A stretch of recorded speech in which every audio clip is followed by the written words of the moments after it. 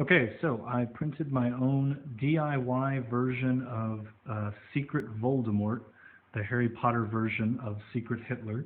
And so I wanted to show you a little bit of what it looks like and how I made it so you can make your own at home.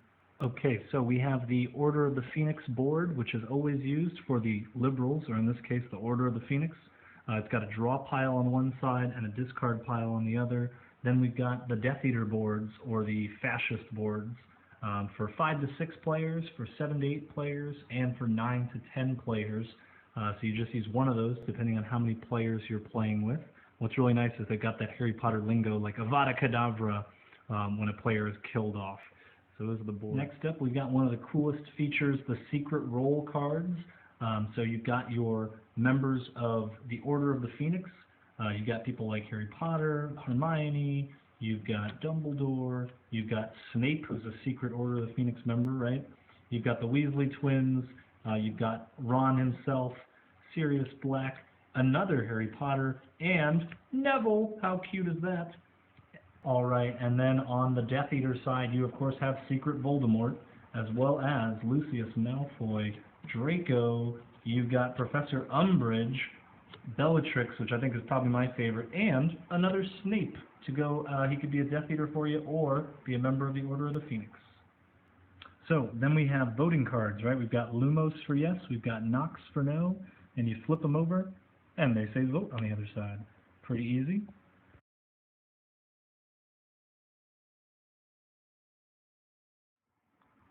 Then we have our Proclamation cards, Death Eater cards, and Order of the Phoenix cards known as Educational Decrees, which go really well on the Death Eater and Order of the Phoenix boards. So then we have two of our major roles in the game, the Headmaster and the Minister of Magic. If Voldemort is elected Headmaster of Hogwarts, after a certain number of Death Eater policies have been enacted, then the Death Eaters and Voldemort win the game of Secret. So I ended up cutting the plaques and putting them into old DVD or video game holders, and that's why they look so nice, and they stand up for you. And then they've got a backside with their instructions for both. So that's pretty cool. I really am a fan of that.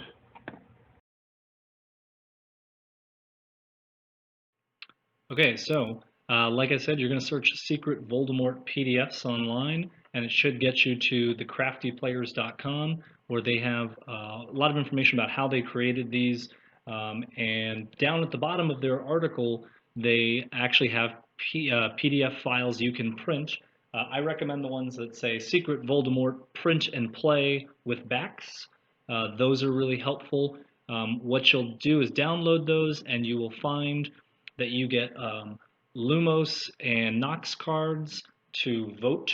You'll get secret identity cards for the different characters, Death Eaters and Order of the Phoenix members. I did not end up using the allegiance cards because it just wasn't really needed. If really, it's just not necessary. So I didn't actually print those ones out. And then you'll get the proclamation cards, and you'll have enough for the Order of the Phoenix and the Death Eater. And so a lot of these, what you're going to end up doing is printing them front to back. I ended up taking mine to a local copy store and just brought the files on a flash drive and had them print them for me front to back on cardstock paper. Cardstock paper a little nicer, much nicer than regular paper. It ended up maybe it would cost like maybe around $10–15 to have them print it. You'll also have on there the Minister of Magic and Headmaster cards, plaques, really. And I ended up cutting those and putting those in a DVD case, like I mentioned.